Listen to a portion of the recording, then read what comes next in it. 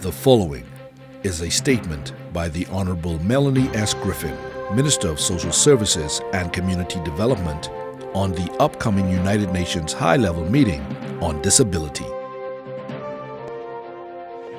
My fellow Bahamians, on Sunday, September 22, 2013, I will, in my capacity as Minister with responsibility for disability affairs, represent the Bahamas at a United Nations high-level meeting on the realization of the Millennium Development Goals and other international development goals for persons with disabilities, which will be held on Monday, September 23, 2013, at the UN headquarters in New York. I will be accompanied by Ms. Melanie Zonical, Director of Social Services, and Ms. Iris Adderley, Consultant for Disability Affairs.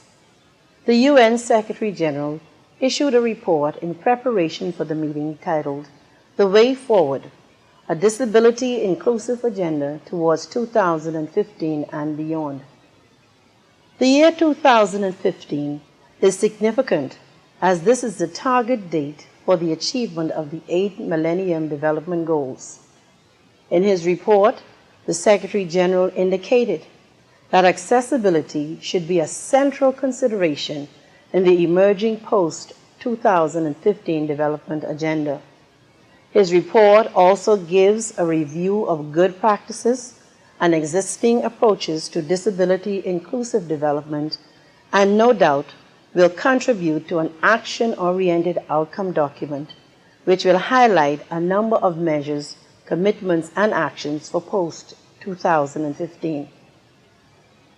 I am deeply honored and humbled that I will, on behalf of the government and people of the Bahamas, sign the Convention on the Rights of Persons with Disabilities on Tuesday, September 24th, at the 2013 United Nations Treaty event. The Convention was adopted on the 13th of December 2006. It opened for signature on the 30th of March 2007. The signing of this convention was one of the commitments set out in our party's Charter for Governance, and God willing, by next week, this commitment would have been fulfilled. I am certain that the community of persons with disabilities is extremely pleased that the convention will be signed at last, as it has taken much longer than they would have wanted. When I served previously as Minister with responsibility for disability affairs, I participated in regional meetings on the then proposed convention. I recall in particular the meeting in Jamaica, ably chaired by then Senator Floyd Morris, who the community of persons with disabilities know very well, as he has a disability. In signing this convention, our country will join other countries who believe that all people, regardless of their physical or mental abilities, should be afforded the right to grow, learn, and reach their maximum potential, and that there should be full and effective participation of persons with disabilities in society and development.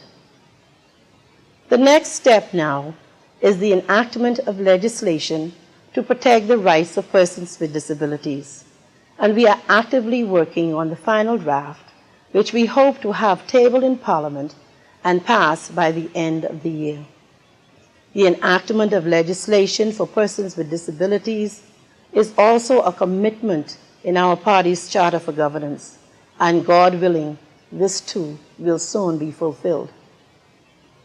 I wish to thank the Right Honorable Prime Minister for the confidence reposed in me by affording me the opportunity to serve in the capacity as Minister of Social Services and Community Development, and the privilege to sign the convention on behalf of the government and people of the Bahamas.